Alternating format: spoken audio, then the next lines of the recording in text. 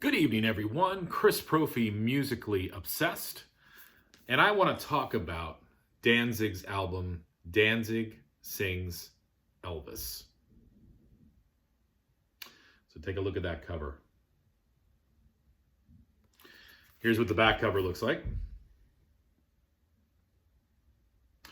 Danzig sings 14 songs that were, of course, originally done by Elvis. And inside, Glenn talks about how when he was younger, he always remembered artists singing songs about artists who influenced them. And then he had realized that that wasn't happening as much anymore. So he knew that he wanted to do an album for an artist that inspired him. And he thought right away, yes, it's Elvis. And any of us who are Danzig fans, we've always heard that Elvis influence in his voice. It definitely was stronger when he was younger, of course. It's not as pronounced now, but we know as Danzig fans that Elvis was always an influence for him. He also explains in the liner notes how he wanted to choose songs that were not as well known. I mean, there are a couple on here that we all know and love, but for the casual Elvis fan, they're not going to recognize a lot of these songs. Okay, so I've listened to a lot of reviews on this album, and the first thing that people mention is the production. And yes, the production is, let's just say, interesting. Here are some words that come to mind when I hear the production of this album: garage, dirty, sparse, eerie, B-movie, low budget, reverb, echo. Yeah, that wasn't just my new poem that I wrote. That was words to describe the production of this album. Danzig's voice. Let's talk about his voice for a second. If you follow Danzig, you realize his voice is not as strong as it used to be. You are not going to turn this, or you're not going to put this on the turntable and hear Lucifuge. You're not even going to hear, Sam Hain vocal quality. This is a different voice of Danzig. At times, he can sound a little tired. His voice can be airy and wispy at times. But then every once in a while, you get that Danzig vibe again. That voice comes out, that strong, that powerful, emotional voice. It's in here. It can be hidden at times, but it's still in here. This album has a charm to it. And this is my opinion, of course. Your opinion probably differs than mine, or maybe it is the same. I'm not sure.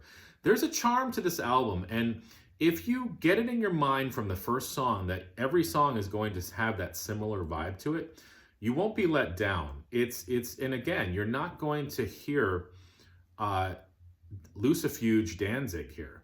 You're not going to hear Elvis arrangements. These are very sparse arrangements. Looking at the back here, Glenn plays guitar with Tommy Victor. He plays all the other instruments on this album. The only other drumming done on this is Fever, and that's by Joey Castillo. So all the other instruments are by Glenn Danzig. So, I give him props for doing these instruments and these arrangements. Okay, they're sparse. It's not like you're going to hear some phenomenal playing, but it's cool and it works. Like I said, he was going for a vibe. He was going for a certain charm, and I think he got it. This is one of those albums that I feel like you put it on, you dim the lights, you get your glass of wine or whatever you drank, and you just let it take you over. And if you're not expecting to hear something phenomenal, it's gonna move you in some way. I mean, I personally like it. I know that there's gonna be people out there that absolutely hate this album. They're going to tell you the production sucks. Glenn Danzig's voice sucks. Why would he cover Elvis songs? I like Elvis and I like Glenn, but why is Elvis and Glenn mixing together? Well, for me, it works. And again, is this like a 5-star album? No. Is this as good as Danzig's early stuff? No. But it's got a charm of its own. It's almost sort of like you can't compare it to anything. You just got to listen to it. So let's get into the songs. There are 14 songs on this. It runs about 40 minutes. Side one's can't speak tonight. Side one opens with a song called Is It So Strange? Vocals are strong on this song. It's not as wispy or airy as some of the other vocals. And in the background, you hear this a lot, and it's more pronounced in this song. There's like this funeral dirge piano in the background. The arrangement is so sparse. And every one of these songs is the same. And once you, like I said, once you get used to it and realize what you're going to be hearing, it's kind of cool. Track 2, One More Night. Great song. Strong vocals again. It's got a more pronounced guitar in this song. I noticed with each song, the levels seem to be a little different. Like in one song, the guitars are louder than in the next song. And then, the next song's got the drums lower in the mix. And then in the next song, they're higher.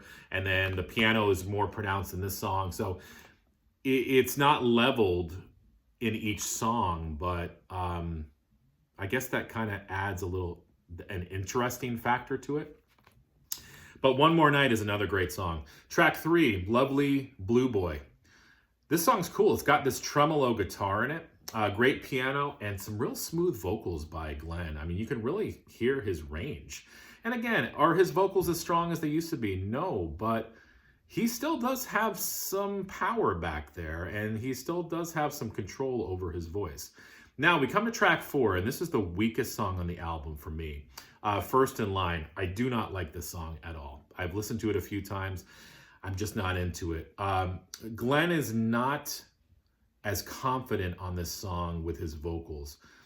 He does not have as much control. It is almost like he's not sure of the melody at times. And it just doesn't work for me. So First in Line is the weakest song on the album, probably a song that I will skip over. One other thing I wanted to mention, all the songs on here are not very long, so it doesn't overstay its welcome. The songs don't overstay their welcome. Track 5, Baby Let's Play House. Upbeat. Love the song. It's got the real rockabilly feel to it. What's cool about this is you hear Glenn singing words like baby, baby, baby, and he's doing like the whole Elvis thing too. Like, you really hear the Elvis influence, and you just feel like curling your lip when you hear that. It's great. I like it. Track 6, Love Me. Slower tempo than the original. He's got a great gravel voice in this song. And then side 1 ends with a favorite of mine, Pocket Full of Rainbows. The drum pattern, the rhythm in this song is really cool. And you can hear Glenn as he's singing. He's switching between his head voice and his regular voice, and he's got a nice control. And he's doing this thing when he pronounces the word night. He goes, na, ya, ya. And again, you would never think to hear Glenn doing that sort of cute thing with his voice, but it works. So that was side 1. Now, side 2 opens up with Fever, one of my favorite songs. And this is a cool rendition of this song.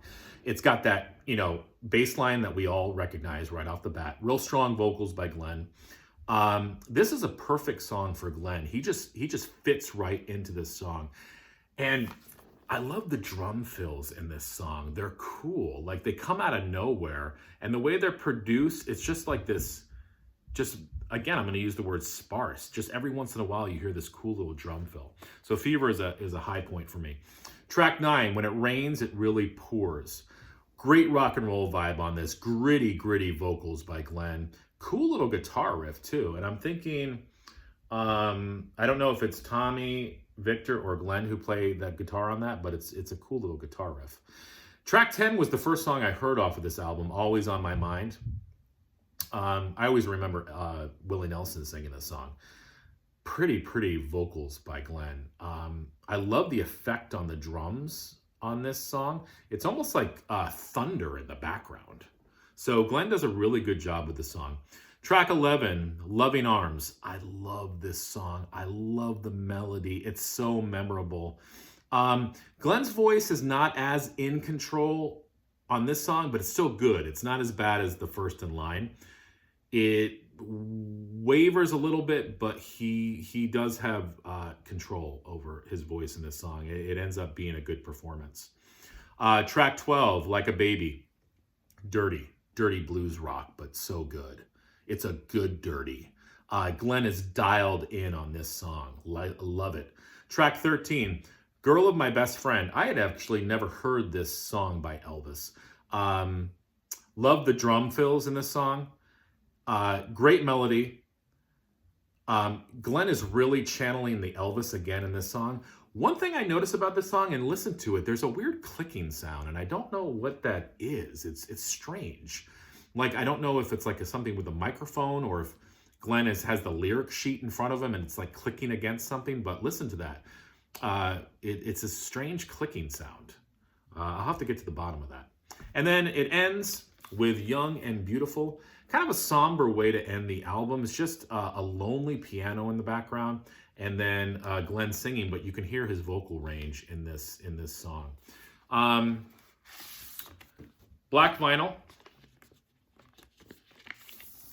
I know that there are other color variants. That's the new album. I like it. I do. I didn't think I was going to like it. But like I said, it's got a charm to it. And I'm going to be interested to hear what other people think about it. I think it's one of those things where you either like it or you don't like it. I like it. The only misstep I hear on this is the song First in Line. But everything else, I came into it with low expectations. I wasn't expecting to hear, like I said, Lucifuge or How the Gods Kill. I knew Glenn's voice wasn't as strong as it used to be, but he makes it work. And it's got a lo-fi vibe to it. Sort of B-movie, grainy. Turn off the lights and just hide under the blankets and just listen to this album. It gets into your blood a little bit. It gets into your soul. It's one of those things, sort of like a car crash. You know you shouldn't look, but you end up looking anyways. So guys, Danzig sings Elvis. It's a winner for me. I don't usually rate albums, but let's see, out of 5 stars on this, I'd give it 3.5. So that's my rating. I'd love to know what you guys think. And listen, enjoy your night and listen to Sam Hain.